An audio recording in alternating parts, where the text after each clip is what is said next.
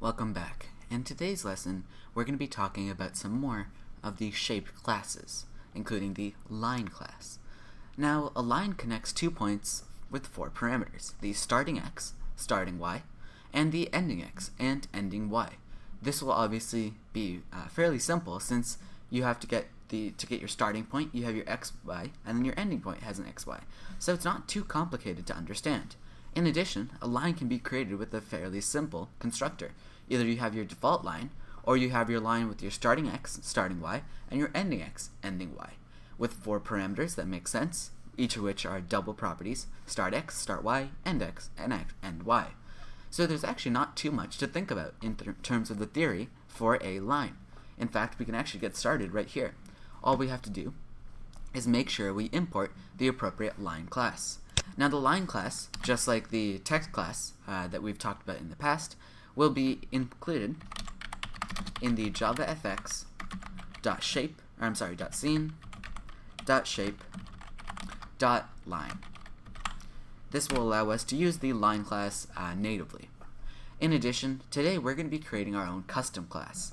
This custom class will not be a public class, so we can include it in the same class file in Eclipse, and it's going to be the line pane class. So it's going to be called line pane, and it'll include all of the implementation that we need for for a demonstration of the line, so that all we need to do is just create an instance of the line pane class and pass that to the appropriate scene. So this is going to extend the pane class so that we can use it as though it's a node. Now what we're going to be doing today is we want to create 2 lines that'll form an X. These lines will be green, and they'll intersect in what amounts to the center of the pane. In addition, we want to make sure that they overlap and they both don't start from the ends of the window, but they start near the ends of the window. So in theory, you should have one line that starts near the top left of the window and ends near the bottom right of the window, and the opposite for the other line. So they'll form a X that intersects in the center. So let's get started. First, we need to make sure we have a constructor. We actually only need a default constructor, since this class will only be used by this showShapes class.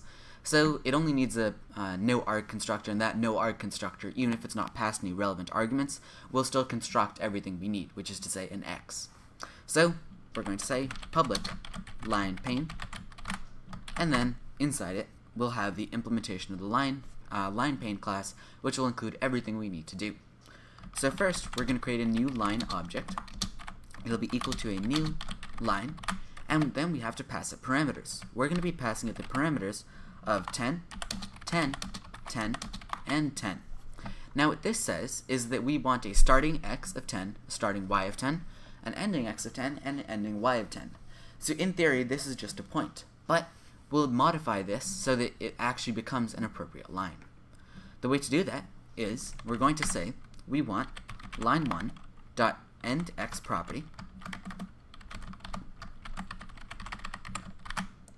and then we want to bind this, and hopefully you recall how to bind. We want to bind this to the width property dot subtract, and then we'll give 10. Now what this says, and if we make sure this is appropriate, what this just says is that we want to get the width property, and then we need to subtract 10 from it. So if you think of the width of a rectangle, you subtract 10 from it, that'll give you the edge of one of your lines. In our case, this will be the line that starts at the top right. This will give us the x property. Then we want to make sure we get the y, and then we need to subtract 10 from it so that it doesn't start right at the edge. It'll start a little bit off from the edge, but we'll bind it so that even if the size of the the width property changes, the end x property will change too, so that the x always takes up a majority of the pane instead of being stationary and then being restricted to the original size. After that, we have to do the same thing for the y property. The only difference is that this time, instead of saying the end x property, we're going to say end y property, and we're going to bind that to the height property.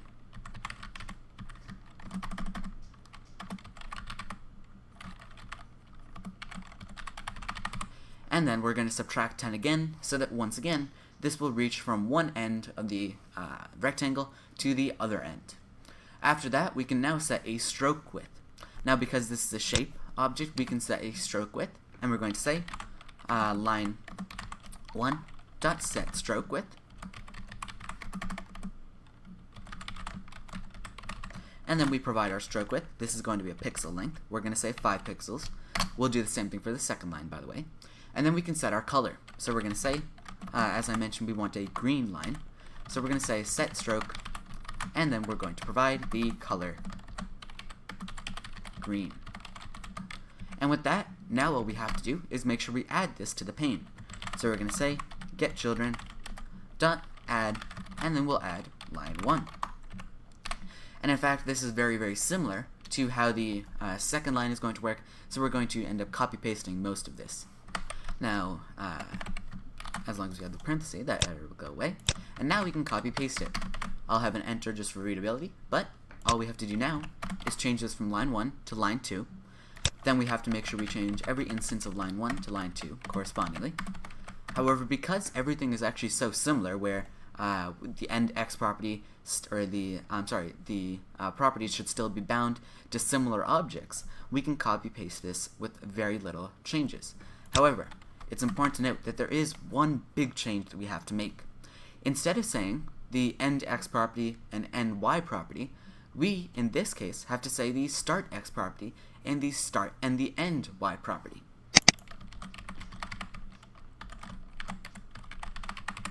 Now, the reason we have to do this is because otherwise these two lines would overlap. We need to change this so it says from start x property to end x property, because otherwise we'd run into issues with the lines overlapping. We only want them to overlap in the center of our window.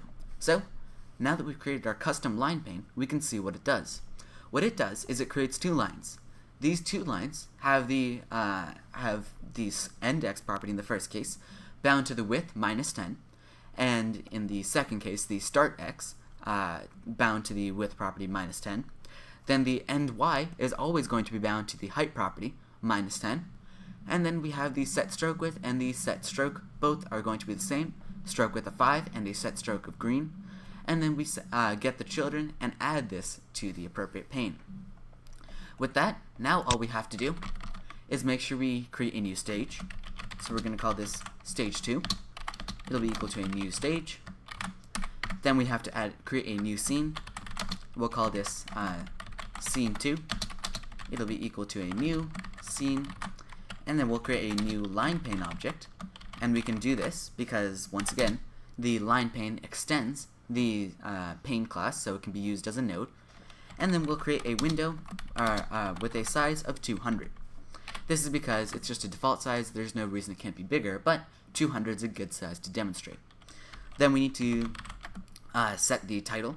So we're going to say stage2.setTitle, and then we'll provide our value, which in this case is going to be show line. And then we can say we want to set the scene by saying stage2.setScene with the scene of scene 2. And finally, we have to display stage 2 by saying stage2.show. And with that, we're now done. So we can run our program and we can see the results.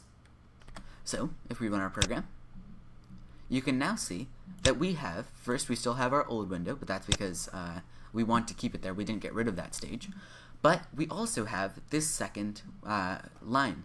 These lines are X's. They start, and if you make the window slightly bigger, it becomes more evident. There's a 10 pixel gap at each end. They're not right on the edge of the line, because otherwise it would look quite odd, because it's a rectangular line ending at a triangular point.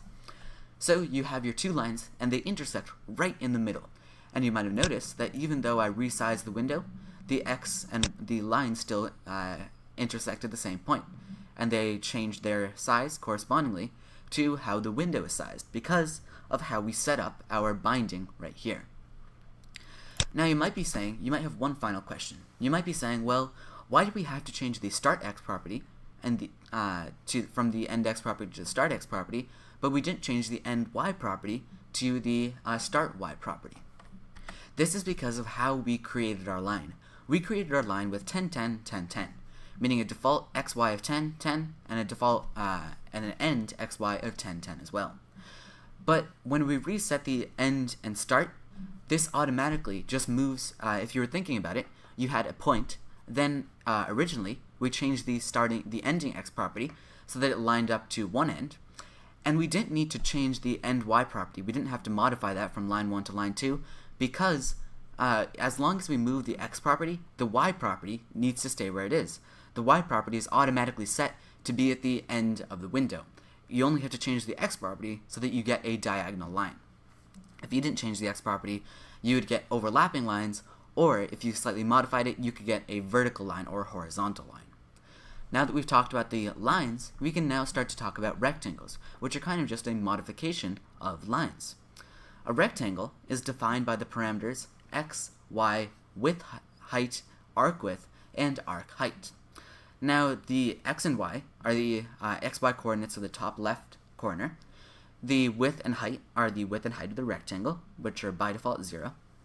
And the arc width and arc height are the arc width of the rectangle. The arc width is the diameter of the arcs at each corner, and the arc height is the vertical diameter of the arcs at each corner again. Now, the reason we have to say arc height and arc width instead of just having that simple height and width is because it allows us to have a rounded rectangle. Even though strictly speaking a rectangle that's rounded isn't really a rectangle, many times you might want to have a rectangle with rounded off edges. The best way to do this is to just use the arc height and arc width, because these give us, if you were to take 2 points, let's say you had your xy point, the arc width divided by 2 and the arc height divided by 2 would give you the distance from 0, 0 to your x and y. This is why we have the arc height and arc width, because they allow us to create more powerful rectangles. So let's get started. First of all, we have to make sure that we import in the appropriate class, which is going to be the JavaFX .scene .shape .rectangle. And with that, we've now finished up our import statements. And now we can get started with creating some new panes, and we're going to be creating 3 new rectangles today. Our goal is to create 6 rectangles. Now we're going to be creating 3 main rectangles, R1, R2, and R3. That'll be almost guides, one of which will be white and rectangular, one of which will be black and rectangular, and the third one which will be black and rounded edges. Then we want to have 3 overlapping rectangles that will be intersecting to the right of this key almost. We want to have 3 intersecting rectangles. These rectangles will not be transparent, but they'll intersect so that they form an X with a line through the vertical axis of the X. So almost like a Union Jack. So let's get started. Now the first thing we're going to want to do is create a new pane object. We need to do this because to store all of our new rectangles, we need to put all of them into a pane. So we're going to create that pane right now. This will be a standard pane. It's not going to be a border pane or anything like that, because all we need to do is stick rectangles inside this and some text to label those rectangles. So we're going to say pane, and we'll call this pane, we can call it pane 2, for example, is equal to a new pane, and we're not going to put any arguments on this. After that, we can now create the first of our rectangles. As I mentioned, we're going to be creating 6 rectangles. However, 3 of the rectangles are going to be tailored to our situation. So, the first rectangle we're going to create, we're just going to say rectangle, and then we give a rectangle reference variable. In our case, we're going to say R1 is equal to a new rectangle. And now we have to decide the XY coordinates and the width and height. The way this works is that the first 2 numbers you provide are going to be your X coordinate and your Y coordinate. This will be the upper left corner of your rectangle. After that, you provide your width and height, which will then be drawn out from the, if it's for the width, it'll be drawn out from that point to the right, and for the height, it'll be from that point down. So, we can have any height we want here. However, for our case, we're just going to have a fairly standard rectangle. It's going to be 25 by 50. So it's going to be at the point X is equal to 25, 50 is equal to y. That's going to be the top left corner. Then it's going to have a width of 60 pixels long and a height of 30 pixels long. And now we've created that rectangle. However, now we can start to manipulate the rectangle. We can choose to manipulate this rectangle in a variety of ways. We could set its color, we can set the outside line length, or we can set the outside line thickness, we can set the outside line color. There's a variety of things we're going to do. In our case, we're just going to set the outside line to black, and we're going to set the inside color to white. Now, by default, your shapes are going to be white, but we'll just confirm. So we're going to say, first, r1.setStroke, and then we're going to pass the color, and then we provide our color. Since we want the outside line to be black, we're going to say black. After that, we're just going to say r1.setFill, which will tell us the inside color value, and we want that to be white, so we're going to say color.white. And with that, we've now set the inside color and the outside line color. However, there's one final thing we have to do. We have to label this rectangle appropriately, because we know that we're creating multiple rectangles, so it makes sense to label them with the appropriate rectangle type. All we're going to say is R1, R2, R3, but we still have to put that in the appropriate position. If we know where the rectangle's top left point is, in this case 25 by 10, we can then figure out where we want to label it. If we were to say, for example, we were to say 10, 27, if you think about it, that would place the R1 label right next to our rectangle. So we're going to do that. This could be 27, 25, 29, somewhere in that vicinity will give you a good location. So we're going to say pane.getChildren, and we're going to add it directly into the pane without giving it a reference variable, since we have no need. We're not going to manipulate this after it's been created. So we're going to say add new text, and then we're going to pass the parameters of 10 by 27, which hopefully you recall is where the text is going to start, and then we provide our string, which is just going to say R1. And then we can now add the rectangle into the pane as well. So we're going to say pane.getChildren.add, and then we're going to add in R1. And with that, we're actually done with our first rectangle. Now we can get started on our second rectangle. This is going to be labeled R2, and once again, we're going to create it it's going to be similarly created to our first rectangle. The only difference is, because we know that the rectangle will span 30 pixels down, and it starts at the 10th pixel, that means that it's going to range from the 10th pixel to the 40th pixel. We want to leave about 10 pixels of space in between. So we're going to say that this rectangle should be at 25, since we want it to be lined up on the x-axis, by 50, so that there's 10 pixels of distance separating the first rectangle from the second rectangle. So we're going to say 25, 50, 60, 30. So the size of the rectangle will still be the same. However, the only difference will be that this time we're going to make our rectangle a little bit further down. Now, as I mentioned, the rectangle by default is actually going to be black, and the outside line by default would be black. So we actually have no need to be setting any fill status or setting any strokes, because it'll automatically be properly outlined. So all we have to do from here is add in the appropriate label, and then we can add the rectangle.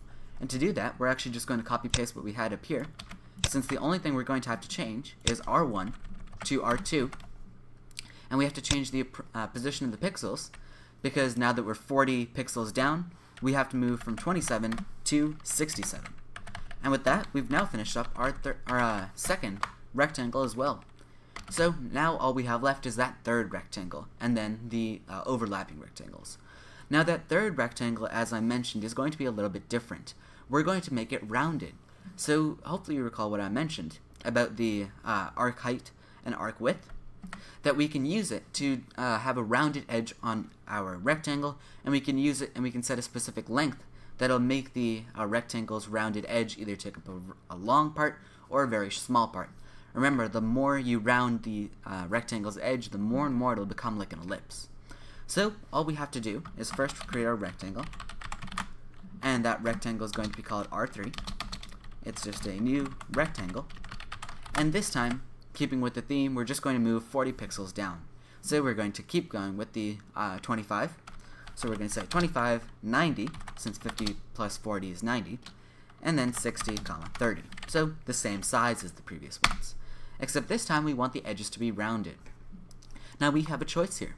We can either make the rounding larger on the width, or we can make the rounding larger on the height, or you can make them identical. In our case, we're going to make the rounding on the height slightly larger, so that it rounds off to the edges, almost like an ellipse. So we're going to say R3 dot set arc width, and then we're going to set this to 15. This means for 15 pixels it'll be rounded off. At the end of those 15 pixels, the rounding will stop and it'll connect back up to where it normally would have been. We're going to do a similar thing for the arc width, the arc height, except this time, as I mentioned, we're going to make the arc height slightly longer, since we want it to be slightly more rounded. So we're going to say 25. After that, the rest of this is going to be fairly standard. We can just copy paste from our first one. We change from R1 to R3.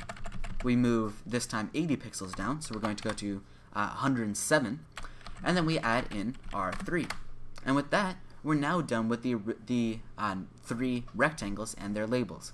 However, we still have to make our rectangles displayed over each other. We have to have those overlapping rectangles. Now these overlapping rectangles are going to have to be fairly compact, but we don't really care for the color, and we don't really care for the as long as the stroke color can be anything, but the inside color has to be white, because that's the only way you could tell, or you could distinguish between the circles. Otherwise, it would start to either look very jarring, or it would start to look very, you would barely be able to see the boundaries. So the way to make sure that these rotate over each other so that they almost form a Union Jack would be to say that you have to have each rectangle rotated by, for example, 40 degrees. However, if you rotate every single rectangle by 40 degrees, then they'll all overlap each other and there won't be any, it won't look anything like what I'm describing, anything like a Union Jack. In reality, what we need to do is we need to create a for loop. This for loop will cover the rectangles we need. These rectangles will then be displayed over each other, and then once the rectangles have been displayed over each other, they'll be rotated by I times 360 divided by 8. So for the first one, it'll be rotated 40 degrees, for the second one, 80 degrees, for the third one, 120, and for the fourth one, it'll be rotated 160 degrees, making them all overlap perfectly. So let's get started. We're going to say for integer I is equal to 0. We want this to repeat 4 times, so long as I is less than 4, and we want I to be post-incremented by 1 every time. We want rectangle R to be equal to a new rectangle. And remember, we can give this the same reference variable, since every single time the loop repeats, the old rectangle would be functionally discarded. And then we can give it a size. Now we're going to say 100 by 50 by 100 by 30. And we can create it in the same location because all that matters is the rotation. If they're rotated, it won't look like they were created in the same spot. So with this, we've now created a rectangle that starts at 100 by 100x and 50y. This will be offset from the other rectangles, thankfully, so they won't start to overlap with the 3 rectangles we created up here. And now we can get started with the rotating. So we're going to say r.setRotate. And remember, because this is a node, we have the setRotate method. And we want to rotate it, as I mentioned, by I multiplied by 360 divided by 8. And after that, we now know that it'll properly rotate, and then we can start to set the stroke color, or the outside line color. Now, you have a choice here. You can either make the stroke colors all black, but that's fairly boring. What we really want to do is we want to have a little bit of fun. We can make the stroke colors set to any color, but that color will just be completely random. So, and the way to create a random color is to create 3 random R, G, and B colors. Hopefully you recall how to create a color object, and we're going to do that. So we're going to say r.setStroke, then inside the setStroke method, we're going to say color.color. Now remember, this is the static method that allows us to create a new color object. And then we provide random color values. And remember, these have to be from 0 to 1. Now if you recall, we actually have a function that allows us to get a random number from 0 to 1. That being the math.random function. So if we use this function, we can get 3 random red, green, and blue values, thereby allowing us to get completely random values for all of our for the colors of each of the rectangles, since every single rectangle will have a unique color on the outside line. However, everything can't be unique, otherwise it'll look too jarring, so we're going to have to make sure that we set the fill color of all of our rectangles to white. And then all we have to do now is add this rectangle to the pane. So we're going to say pane.getChildren, pane.getChildren .add, and then we'll add R. And with that, we're actually done. Now we can just set up our appropriate scene, and then we can run our program and see the rectangle is demonstrated. So we're just going to say the stage, we'll call this stage 3, is equal to a new stage. Then we have to create a new scene, so we're going to say scene 3 is equal to a new scene. And then we're going to add in the pane, and then we provide the size of the window we'd like. In our case, we're just going to say 250 by 150. Now we're doing this because it'll allow us a little bit of flexibility, and we can have a wide range of values here, since a pane can be resized. But remember, because we didn't bind everything appropriately, there's no guarantee that, and it's not going to work, so that if we do resize the window, it's not like the pane is going to be appropriately, it's not like the rectangles are going to move around. So we're going to say, once we add in pane 2, and now we have the appropriate size, so then we can set the title of the stage. So we just say stage 3 dot set title, and then the title, let's say we want that to be show rectangle, and then we can now display the scene. So we set the scene. So we say stage 3 dot set scene, and then we'll provide the scene 3, and finally we'll display that stage. So we say stage 3 dot show, and if we correct our capitalization, then we'll be able to successfully run this program. So to summarize what we did here, we've created a new pane object. This new pane object houses 7 rectangles. The first 3 rectangles are of the same size, they're just slightly moved down every time, and they always have something unique about them. The first one has a black outside line and a white inside color. The second one is bare bones, so it has a black inside color, and every single one of them is appropriately labeled. The third one is a rounded rectangle that's black on the inside, and then we have 4 rectangles that overlap each other so that they form almost an X over a cross. Now if we run our program, you can see that we're going to get 3 rectangles on the left side, the first of which has a black barrier around the outside of it, and inside it's white because we set the fill color to white and the set stroke color to black. Then on the second rectangle, it's completely black with a black outline, and on the third rectangle you'll notice it's been rounded, but the rounding is slightly stronger on the height edges than on the width edges. Then we have our 4 overlapping rectangles, and you can see that there's 1 vertical, 1 horizontal one, and then there's the 2 diagonal ones, forming almost 2 crosses superimposed on each other. And you can see that we truly do have a random colors going on here, since if we run the program again, we get 3 different colors for the overlapping rectangles, but the other rectangles still stay the same. So hopefully you found today's lesson useful. To summarize, in today's lesson, we talked about the rectangle class and how to use it, and we talked about the line class and how to use that to their fullest potential. And then we talked about how to use each of these when you wanted to displace a variety of overlapping objects upon each other with the rectangle class. And then we talked about how to have rounded edges on a rectangle. Hopefully you found today's lesson useful, and hopefully you're able to apply what we talked about in your own code.